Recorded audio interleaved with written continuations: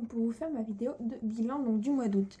Donc bilan qui est quand même, enfin je pensais lire plus, mais bon au final c'est pas bien grave non plus. Donc j'ai plus lu que le mois dernier, mais le mois dernier je travaillais et j'ai lu à peine 200 pages de plus, donc c'est un peu décevant, mais bon c'est pas grave. Donc je vais commencer tout de suite. Donc tout d'abord j'ai donc fini de lire donc Ulysse Maul, donc le tome 11, Le Jardin de sang de Pier Domenico Baccalario aux éditions donc Bayard Jeunesse.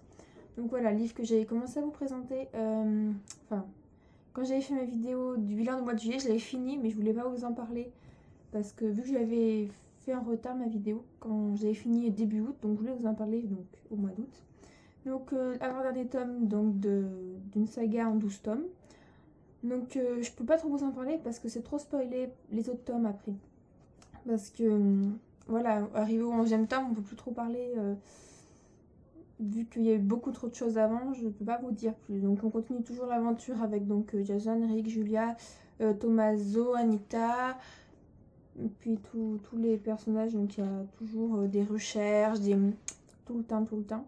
Donc là, vu que c'est l'avant-dernier tome, on commence à mieux apprendre, enfin à mieux savoir les choses, pourquoi c'est comme ça, pourquoi c'est comme ci. Donc voilà, donc je suis triste parce que c'est vraiment une saga que j'adore, et quand je lis le dernier tome, ça va être dommage parce qu'après il n'y en aura plus. Et je les relirai tous parce que j'ai envie. C'est vraiment mon frère qui écrit. Donc voilà. Ensuite, j'ai lu donc Un amour vintage de Isabelle Wolf aux éditions Pocket. Donc voilà, c'est le livre que j'avais eu gratuit, où c'est la grosse pastille où c'est marqué offert. Donc ce livre, j'avais du mal à le commencer parce que tout simplement, comme c'était un livre offert, je me disais oh ça va pas être cool. J'avais vraiment peur que ce soit pas bien. Puis j'avais prêté une copine, donc bien sûr ça parle de vêtements, de trucs comme ça. Donc j'avais prêté une copine, donc Amélie, qui tient le blog d'une gauchère, donc qui est un blog pas de littérature, quoi qu'elle lit, donc des fois elle parle un peu de ses livres, mais qui est plutôt un blog côté beauté. Enfin voilà, des conseils de beauté, et voilà, donc je vous mettrai en barre d'infos le lien de son blog. Et donc je l'ai prêté, elle m'avait dit qu'elle l'avait bien aimé, et sauf que j'ai dû le prêter vraiment au début quand je l'ai acheté, et donc je l'ai lu juste au début août, alors que j'ai dû l'acheter au mois de janvier ou février. Donc oui, c'est un livre vraiment bien. L'histoire en elle-même, c'est pas trop... Enfin, voilà, c'est de la... C'est un petit... C'est de la... J'ai encore perdu le mot. C'est de la chick-lit. Donc c'est un livre pas prise de tête. On lit ça tranquille. Il est long en plus, c'est pas écrit gros. Mais à vrai dire, je l'ai pas trop vu passer parce que l'histoire en elle-même est pas trop mal. Dire qu'on suit bien sûr donc une boutique de vêtements, une jeune femme qui travaille dans une boutique de vêtements et tout, mais à côté il y a une histoire avec quelque chose, un objet, une veste. En fait, elle va trouver un manteau et ça va être une histoire qui va être racontée par une vieille dame qui va lui raconter l'histoire du manteau. Et en même temps, bah, bien sûr, il y a tous les soucis, les trucs habituels avec... bah, elle a un copain, elle cherche un copain, elle a plus de copain, donc ça, bon voilà, c'est toujours des petits trucs sympas, une histoire d'amour sympathique. Moi, j'ai bien aimé l'histoire d'amour. C'était non, c'était vraiment un petit livre d'été comme ça, vraiment sympa. C'est que des petits livres sympas pour l'été, j'en ai pas lu beaucoup cet été, mais bon, c'est pas bien grave. Ensuite, j'ai lu donc Le Monde de Narnia, donc le tome 7, La dernière bataille donc, de C.S. Lewis, donc aux éditions Gallimard, parce que j'ai l'intégrale. Donc 7e tome, donc je ne vais pas m'éterniser dessus parce que vous aurez probablement la vidéo bientôt. Peut-être que je l'aurai mise avant celle-ci, je sais pas. J'ai fini une saga, donc Le Monde de Narnia, donc je préfère vous référer là-dessus. Donc pour vous dire qu'à la rigueur, ce 7e tome m'a peut-être un peu mieux plu que les autres tomes, même si j'y arrive toujours pas. Le Monde de Narnia et moi, je suis contente d'avoir fini, mais voilà, c'est pas un livre qui me plaît beaucoup. Ensuite, j'ai lu un e-book. Donc j'ai lu, attendez, je vais me remettre juste au début, voilà. Donc j'ai lu Les Gardiens des âmes, le sceau donc de Kim Richardson. Donc c'est le tome 1 donc des Gardiens des âmes. Donc c'est un livre que j'avais eu gratuit en e-book, mais qui est maintenant payant à 2 € et quelques. Les autres tomes sont payants, mais je les achèterai parce qu'ils sont pas très chers, ils doivent être à peu près à 2 €, 3 €, voilà. Donc voilà, donc c'est pas en couleur normalement, je sais pas si vous voyez bien. Donc c'est un livre que j'étais un peu déçue. Donc c'est une histoire d'aventure. Donc c'est l'histoire d'une jeune fille qui meurt, je ne spoil pas parce que c'est dans le résumé, et qui va donc se retrouver un peu gardienne en fait. Voilà, gardien des âmes, c'est comme les anges gardiens, voilà. Donc elle va se trouver ange gardien, sauf que bien sûr, comme comme Harry Potter ou Tara Duncan, cette personne-là est particulière. Donc tout va tourner autour de ça. J'étais déçue parce que les différentes missions qu'elle doit accomplir sur Terre se ressemblent beaucoup. Dès la première mission, on a tout de suite, moi j'ai trouvé qu'il y avait trop d'action, alors qu'ils auraient pu laisser une mission un peu tranquille. Mais bon, en même temps, c'est un livre que on va pas dire que je me suis dépêchée de lire, mais un peu parce que je voulais absolument lire le livre que je voulais lire derrière, que je vais vous parler juste après. Et donc, du coup, je m'étais dit vite fini celui-là pour attaquer l'autre que j'avais vraiment envie d'attaquer. Au final, j'achèterai quand même les autres tomes, même si j'étais un petit peu déçue par celui-ci. Après, l'histoire en elle-même est sympa. Le but, le gros but vraiment important est assez intéressant. Donc, je me dis, voilà, je pense que je continuerai. Donc ensuite j'ai lu La 5e vague, donc de Rick Yancey, c'est ça. Donc de Rick Yancey, donc je n'ai pas les livres là, donc je vais vous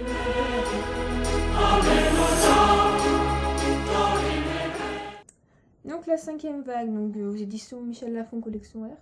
C'est pas Michel Lafon, c'est Robert Laffont Collection R, c'est pas grave. Donc voilà, donc je l'ai prêté à mon copain, donc c'est pour ça que je n'ai pas le livre sur moi. Donc voilà, ce livre je l'ai acheté, donc c'est aussi un achat du mois. Et comment dire que dès que je l'ai acheté, j'avais envie de le lire. Alors, je l'ai acheté parce qu'il me faisait de l'œil dans le magasin, il me disait ah, achète-moi. Sauf qu'un livre à 17 €, c'est pas tous les jours que j'en achète parce que c'est très cher, c'est ma petite folie du mois. Parce que 17,57 €, un livre c'est quand même super cher. Alors les livres de la collection R sont magnifiques, je veux dire, la couverture, tout est super beau. Mais le prix le prix fait reculer. Donc en plus quand je l'ai acheté, je savais pas trop de quoi ça parlait. Enfin, c'est une histoire que j'avais pas vraiment lu vraiment le résumé.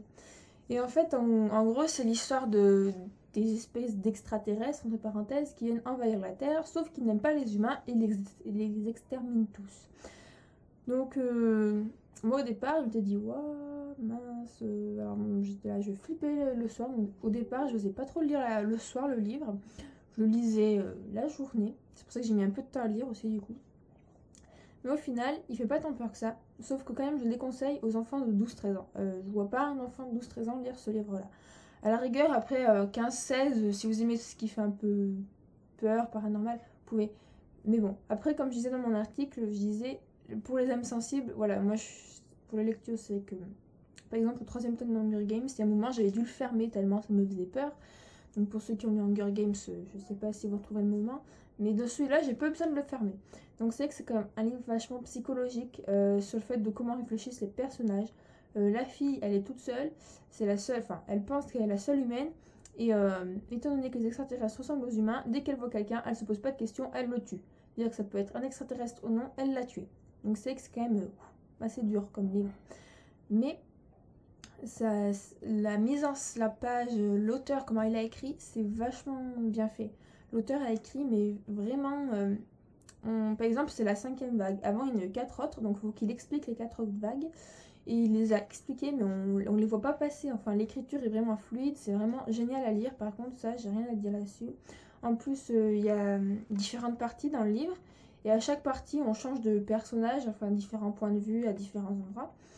Et en fait, c'est séparé par des pages noires. Alors déjà, c'est aussi côté esthétique, je trouve ça super beau. Donc dans le livre, quand vous le regardez, il y a des pages, vous voyez des traits noirs parce que c'est des pages noires pour changer les différentes parties. Donc voilà, c'est vraiment génial. J'aimerais bien vous le conseiller, mais c'est que le prix fait vachement hésiter. Même en e-book, il est à 13,99 €. En plus, c'est vraiment dommage de ne pas avoir l'objet livre en lui-même. Alors, des fois, on se dit, quitte à mettre 5-6 € de plus, mieux vaut acheter le vrai livre. Mais quand même, côté histoire, je vous le conseillerais, sauf si vous avez 12 ans. Là, je vous le conseille pas du tout. Il faut quand même être plus grand et réfléchir. Voilà, donc arriver. Mais sinon, il était vraiment bien. Ensuite, donc j'ai commencé, donc après avoir fini la 5e vague, donc Le Réveil des créatures de John et Carol E. Bowerman, donc aux éditions Albin Michel, collection Wiz. Donc c'était le livre que j'avais acheté avec mon frère, donc mon frère n'a pas fini de le lire, il était au chapitre 10, je l'ai même dépassé, j'en suis au chapitre 13. Donc les chapitres sont très courts, c'est écrit gros. Pour l'instant, je sais pas trop comment faire une idée parce que c'est vraiment le début. Je trouve que l'écriture de l'auteur est assez simple. Après, je me dis c'est un livre vraiment pour peut-être plus pour la jeunesse. Mais bon, donc voilà, je l'ai mis en pause. Pourquoi? Parce que mon copain m'a prêté donc La Vague de Todd Strasser, donc aux éditions Pocket Jeunesse. Donc, et quand il me l'a prêté, en fait, je l'avais mis dans mon sac et le soir, j'avais pris le bus et j'avais commencé à le lire dans le bus. Et donc, je ne pouvais pas non plus. Donc voilà, c'est un livre court. Donc là, j'en suis voilà, à peu près là. Donc il me reste plus grand chose, c'est un livre court. Et donc je me suis dit, on va mettre celui-ci entre parenthèses en attendant de l'avoir lu. Donc voilà, lui aussi, c'est une acquisition du mois. Donc pour l'instant, La Vague, donc je vous explique en bref. Donc La Vague, c'est une histoire réelle qui s'est passée aux États-Unis. C'est un professeur qui, en montrant une vidéo de l'Allemagne nazie avec les déportés qui étaient dans les camps de concentration, etc., les élèves ont été choqués. Et donc, il a voulu leur montrer comment se passait une Allemagne nazie. Donc, il a commencé à demander aux élèves de, quand ils répondaient, de se lever à côté de la table, de dire oui monsieur et de dire la réponse. Et petit à petit, tout ça s'est transformé. Il a créé un slogan, il a créé un salut. Et donc maintenant, c'est un peu la rébellion dans le lycée parce que tout le monde va appartenir au mouvement. Puis il y en a qui commencent à se rendre compte que ce que fait le professeur, ce n'est pas bien. Mais tout ça, voilà. Donc on sent vraiment que c'était comme dans le temps, quoi, quand les nazis, ils enrôlaient tout le monde, quoi. Et donc voilà. Donc c'est que moi j'avais peur parce que le côté histoire nazie, tout ça, je suis pas bien calée. J'ai un peu du mal, mais ça se comprend assez bien. Donc voilà. Et donc le réveil des créatures, donc c'est l'histoire de deux jumeaux qui, quand ils font des dessins, ils peuvent soit rentrer dans les dessins, soit modifier l'environnement autour d'eux. Et du coup, apparemment, il y a des méchants qui les recherchent et la mère, elle veut les protéger. Enfin, là, j'en suis vraiment qu'au début, donc je sais pas trop vraiment comment ça se passe. Donc voilà pour mes lectures donc, de ce mois-ci. Donc pour mes achats, donc bien sûr, j'ai acheté la 5e vague de Rick Dempsey, donc aux éditions Robert Laffont Collection R. Donc je vous remets l'image maintenant.